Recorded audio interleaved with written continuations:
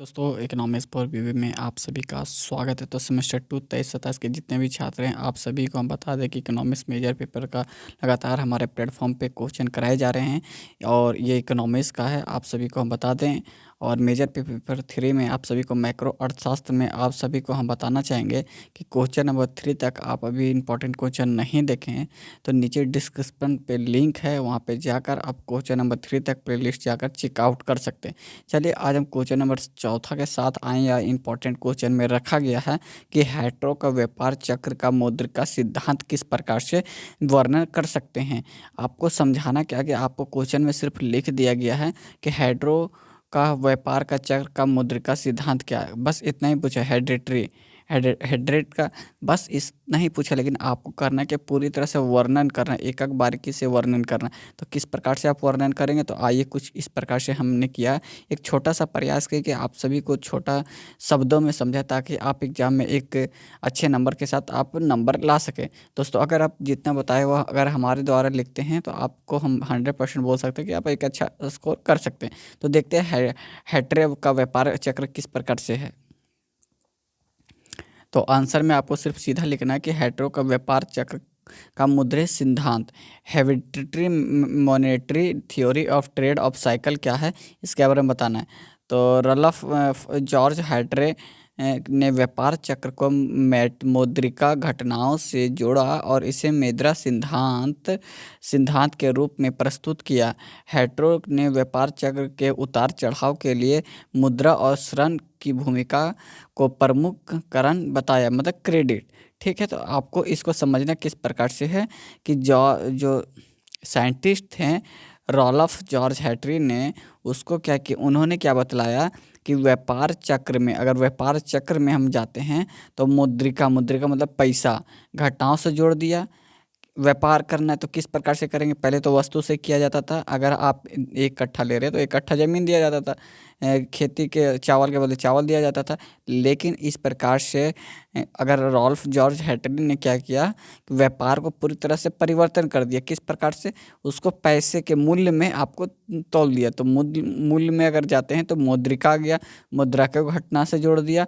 अब मुद्रा का सिद्धांत किस प्रकार से प्रस्तुत किया है, इन्होंने बतलाया है कि हेटेरो ने व्यापार चक्र में उतार चढ़ाव को देखा और उसके अनुसार उन्होंने मुद्रा को और ऋण को भूमिका में प्रमुख बताया। जैसे कि क्रेडिट कर दिया कि अगर हम एक सिक्का है या एक नोट है, इसको क्रेडिट दे दिया कि यार ये 10 रुपये का नोट है। कितने का है, 10 का नोट है, 5 का नोट है, 6 का नोट है, 10 का नोट है। तो इसको क्रेडिट दे दिया, ये जो नोट है हमारा इसको क्रेडिट दे दिया कि पैसा में बदल दिया। तो इस प्रकार से उन्होंने मुद्रिका को प्रथम सिद्धांत मान लिया। ठीक है, उसके बाद क्या बोलता है कि प्रमुख बिंदुओं पर अगर नज़र डालते हैं तो पूरी तरह से आपको सही से समझ में आएगा।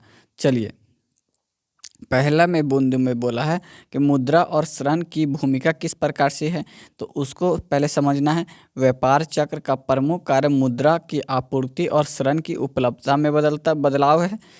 बैंकिंग प्रणाली अगर समझते हैं आप तो आर्थिक गतिविधियां को प्रभावित करती है। दूसरा में ब्याज दर का प्रभाव। ठीक है, तो जब बैंक ब्याज दरों को कम करते हैं तो श्रेणी को उपलब्धता बढ़ जाती है या निवेश और मांग में वृद्धि करता है, जिससे अर्थव्यवस्था विस्तार चरण में प्रवेश करती है। उच्च ब्याज में दरों में कारण ऋण की निवेश में कमी आ जाती है, जिससे मंदी शुरू हो जाती है। तीसरा में अगर विस्तार करें, बैंक जब अधिक ऋण प्रदान करते हैं तो व्यापक उत्पादन बढ़ते हैं, इससे आय, मांग, रोजगार वृद्धि होती है। हालांकि अत्यधिक उत्पादन से अधिक आपूर्ति की समस्या उत्पन्न होती है, ये आपको ध्यान देना है। उसके बाद चौथा में अगर हम देखें तो मंदी, जब बैंक ऋण उपलब्धता कम कर देते हैं तो व्यवसायों को धन की कमी का सामना करना पड़ता है। ध्यान दीजिएगा, इससे उत्पादन, मांग और रोजगार में गिरावट आती है।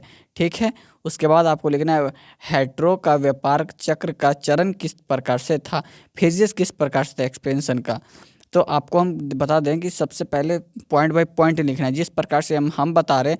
अगर इस प्रकार से आप लिखते हैं एग्ज़ाम में तो 100% है कि नंबर मिलेगा ही मिलेगा।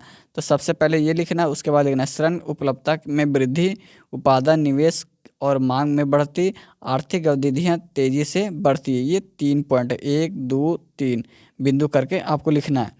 उसके बाद आपको क्या करना है, अधिक उत्पादन में ओवर प्रोडक्शन जब होता है तो अत्यधिक उत्पादन की मांग तुलना में आपूर्ति होती है, पहला पॉइंट हो गया।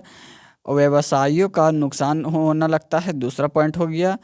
बस 2 पॉइंट इसमें लिखना है। उसके बाद आपको लिखना है नीचे तीसरा में, संकुचन चरण में श्रेणी की कमी और ब्याज दरों में वृद्धि का निवेश गिरावट, पहला पॉइंट।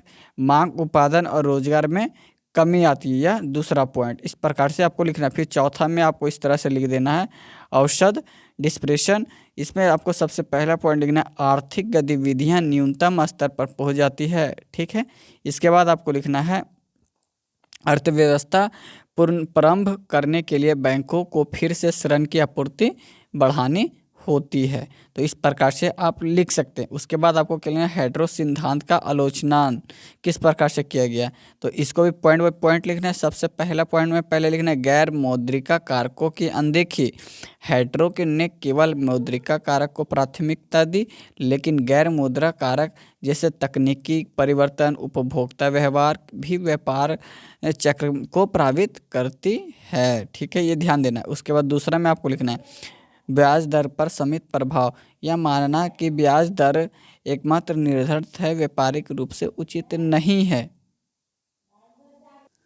उसके बाद तीसरा में लिखना है, वास्तविक समस्याओं को अनदेखी करना।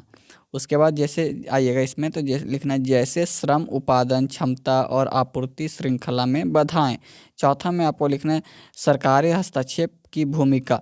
इसमें आपको लिखना है, हैत्रिक सिद्धांत संस्कार और उसके नीतिगत हस्तक्षेप को भी शामिल नहीं किया गया। तो इस प्रकार से आप किसका आंसर लिखने का हमने बताया आप सभी को, हैट्रिक व्यापार चक्र का मौद्रिका सिद्धांत किस प्रकार से परिवर्तन किया। कहने का अर्थ हमारा है कि जो व्यापार चक्र था, जो व्यापार की साइकिलिंग चक्र था, इसको किस प्रकार से मुद्रा में इन्होंने बदला। तो किन्होंने बदला, रॉल्फ जॉर्ज हैट्री ने।